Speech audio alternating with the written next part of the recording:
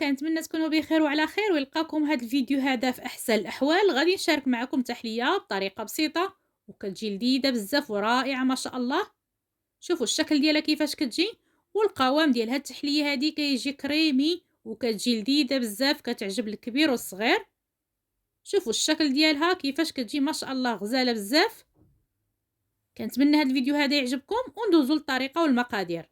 بالنسبه للمقادير عندي هنا نصف لتر ديال الحليب اولا 500 مليلتر، عندي السكر سنيده اللي كيبقى على حسب الذوق، ساشيه وحده ديال الفلان بنكهه الفريز، وعندي هنايا كريم شونتي بودره. هادو هما المقادير ديالنا.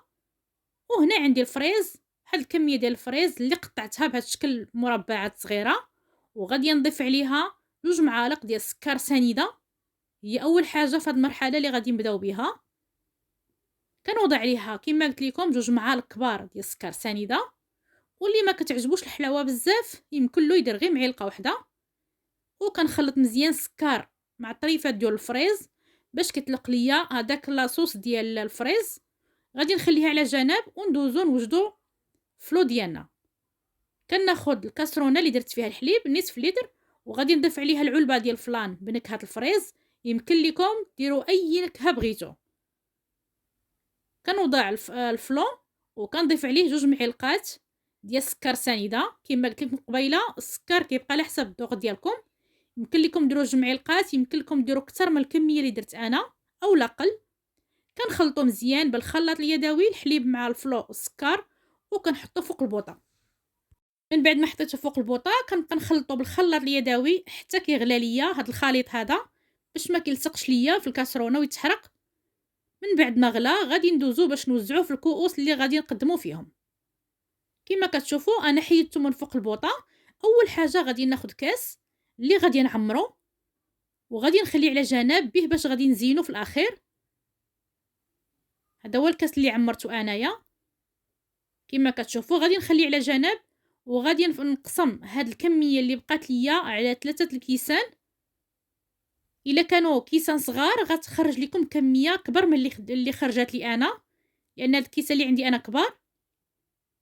واللي بغى يضوب الكميه يدير ديال لتر ديال الحليب. غادي نخلي الكيسان ديالو يبردوا، وغادي ناخذ واحد الاناء اللي كيكون شويه كبير وغادي نوضع فيه هذا الكاس هذا باش ما ياخذليش شي وقت كثير، دغيا غادي يبرد. غادي ندخلو للثلاجه حتى يبرد مزيان، عاد نخلطوه ان شاء الله. من بعد ما برد ليا الفلون كما كتشوفوا راه بارد مزيان، غادي نضيف ليه 3 المعالق ديال كريم شونتي بودره. هالمعلقه الاولى الثانيه، وغادي نضيف المعلقه الثالثه.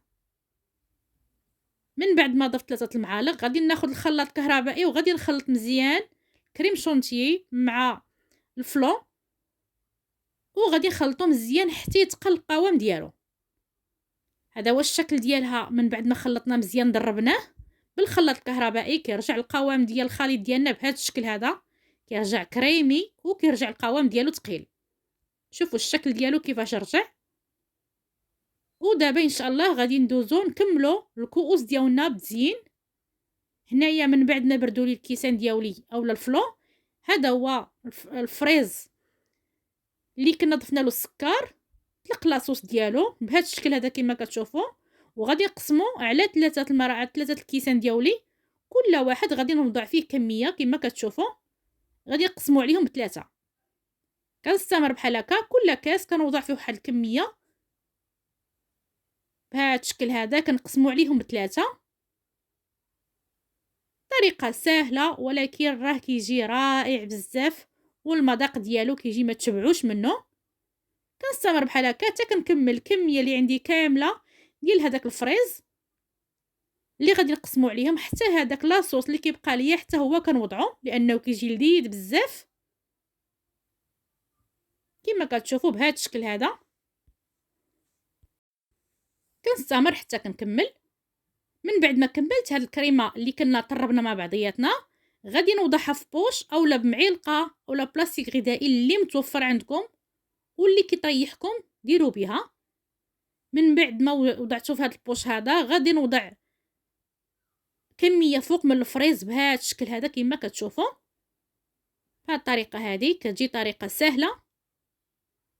الا بغيتوا توضعوه غير بمعلقه حتى هي كتجي رائعه بزاف.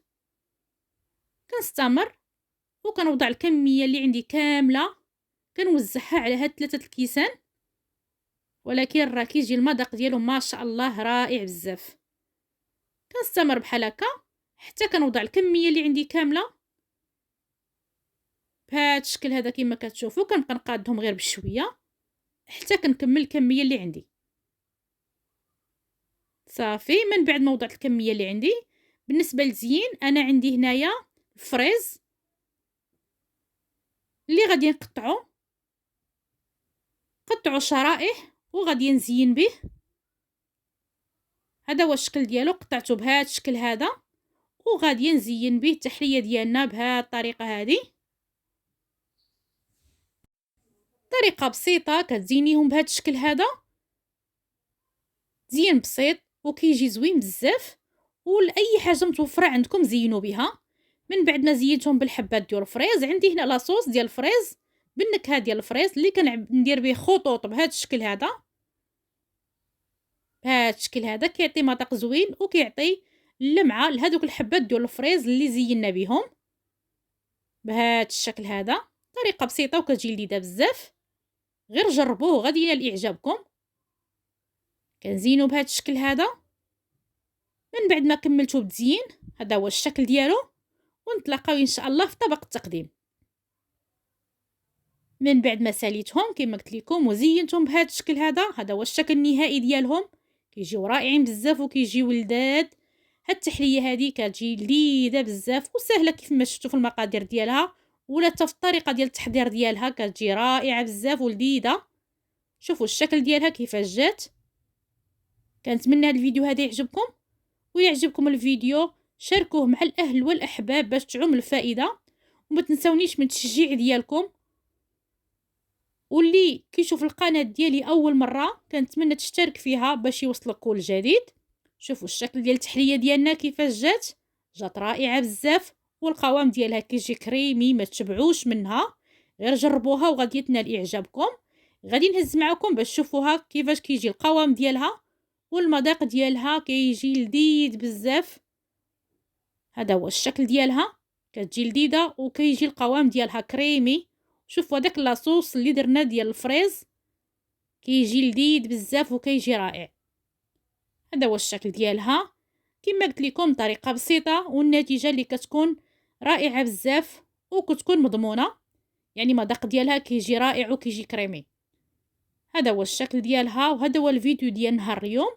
كنتمنى يعجبكم وكنشكركم بزاف. الى فيديو قادم ان شاء الله.